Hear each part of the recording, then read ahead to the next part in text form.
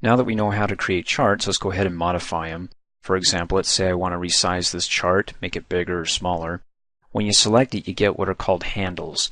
There's these little dots here. I have a right middle handle, bottom middle handle, left, and top. You'll also have corner handles that when you hover over any one of these handles, as soon as you see those white arrows pointing in opposite directions, go ahead and click and drag. So when I do it from the corner, I can drag it either vertically or horizontally or diagonally, so it stretches it out both vertically and horizontally. And of course you can just go over the right middle handle and stretch it out horizontally. Now you can only resize embedded chart objects, and that's what these are, as opposed to a chart that takes up the whole entire worksheet, as we learned in the previous training video. It's by selecting any database and hitting the F11 key, and boom, automatically it takes the data and creates a chart and gives it its own entire worksheet here named Chart 2. Now if I don't like the type of chart that has been displayed and I want to change it, for example, I'd rather go from column to maybe a line chart or a donut chart. To make the changes, you can do it one of two ways. First of all, be sure that you have the chart selected. Come up here and click on the Design tab, go to the Type group, and go ahead and click on Change the chart type. You get all these options, or let me click Cancel. You can right click on the chart and go down to, well, there it is, Change Chart Type. Brings up the same window. I'm going to go ahead and select Pi down below. You can scroll down to see it. Click OK, and you can also change the style by clicking on the More arrow. And you'll notice that when you hover over any one of these, it has its own label for it. This one's Style 26. I'm going to go ahead and click on that, and looks like the slices have beveled edges, which looks kind of nice. And then next you'll notice that when I want to know the value of the pie slice, I have to hover over it, and it says it's $1,000 or 16% of the entire pie. Instead of hovering over each one of these slices, how about if I just go ahead and pull those labels up and have them display permanently? To do that, you want to go ahead and come up here, click on the Layout tab, go to the Labels group, click on the Data Labels drop-down arrow. Go ahead and choose which one works best for you, but I like More Options, so I'm going to go ahead and click on More Options. And the moment I click on that, it automatically checks the value. So if I close out, the values automatically get inserted, and wow, they're small. Make it a larger size for these labels here. You'll notice how all of them are selected. If I just go ahead and right click on any one of them, it'll update all of them. So right click on one, go down to Font, and then I'll change the font size on all of them to 22 and click OK. If I just want to change the font on one, go ahead and click on one, then all the others deselect, then go ahead and right click and go to Font. Let's make that one 36, hit Enter, and there you go. Now if I want to go back and update all the data labels at once again, then click off in a blank area, click on one data label, and it selects the entire series here, and then go ahead and right click and make your changes.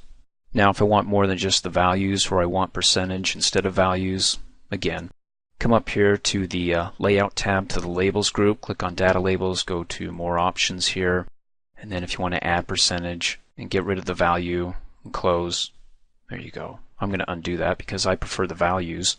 Well, there's both. Let me undo again. There we go.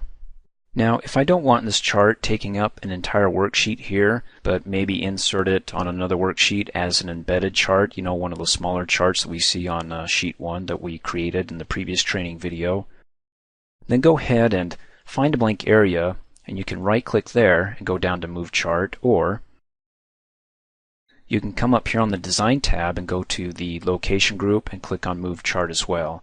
Then it says, okay, do you want this on another worksheet, a new one? Maybe call it Chart 3. No. I want it as an object. As you can see here, the difference between the two previews. This one takes up an entire worksheet. This one just gets plopped into a worksheet. So where do I want to put it? We can put it on Sheet 1, Sheet 2, Sheet 3. Let's do it on Sheet 1. Click Okie dokie, and it removed the Chart 2 worksheet and put the chart that was on that worksheet over here. Smaller chart, but now as an embedded object. And then by the same token, if I want to go ahead and move one of these embedded chart objects into its own worksheet, go ahead and right click on it. In a blank area, of course, go down to Move Chart, and then we'll select New Sheet. We can name our sheet whatever we want. Spiffy Chart. Click OK, and there we go. Moved it from our Sheet 1 to its own worksheet. And then finally, if you have data in your chart that you didn't mean to include in your chart, or you want to include other data that you forgot to include when you created the chart, let me go ahead and find a more complex chart. Let me go back to Worksheet 1. First of all, you can go ahead and select the chart, and to make those changes, come up here on the Design tab to the Data group, click on Select Data, and you're going to be working with three sections here. The first section is up at the top, and by default, it's included everything here. You can see the marching ants. That's the entire database. Well, playing with this first part first, if I didn't want to include the MP3s, then go ahead and click on its collapsible dialog box button and then click and drag and just select the first two columns. The sales here, the category X-axis for all the book sales, then go ahead and hit enter to pop that back open, click OK, and now we just have books. You can see that when the chart is selected, that over here in the database it's only selecting the data here, excluding the MP3s. If I want to include them back into it, then of course come back up here, click on the Select Data button, and then click on the collapsible dialog box button, click and drag. Be sure to select the entire database, hit enter to pop it back open, and then of course everything will be back to, when I click OK, where we started. Now for section 2, let me go back up to Select Data. There's the first section. The second section is your legend series. In other words, you've got two columns with their labels. Here's the books and here's the sales for the MP3s. If you don't want it to be labeled books or MP3s, or you want to exclude them, you can do it here as well. You can go ahead and click on Remove Books, click OK, there's MP3s, go back to Select Data. If I want to add it back in, click Add, and then go ahead. What's the series name or the column label for the series down below? Well, first of all, it's going to be books, okay. And then this right here, I'm going to go ahead and delete that, because if I go ahead and start clicking and dragging with that in there and click OK, Excel's going to freak out. So I'm going to clean it out, then go ahead and click and drag the values for this series name, which is books, click OK, and it adds it back in. Click OK, and there we go. Go back up, select Data. Of course, you can go ahead and select it and edit it, and then there's the series name. Go ahead and you can type in a name, my MP3, instead of selecting a cell. That's fine. Go ahead and select in the series values here. If there's another range out there, go ahead and select it, but the range is right there, so I'll leave it as is, and you can see it automatically updates here in the legend, my MP3. Click OK. So there's section 1, section 2, and if it goes blank on you, it may be for my computer Excel, it just isn't refreshing. When I close back out and come back into it, the Excel program, it'll be displayed again. Finally, we have the third section, the horizontal category X-axis labels.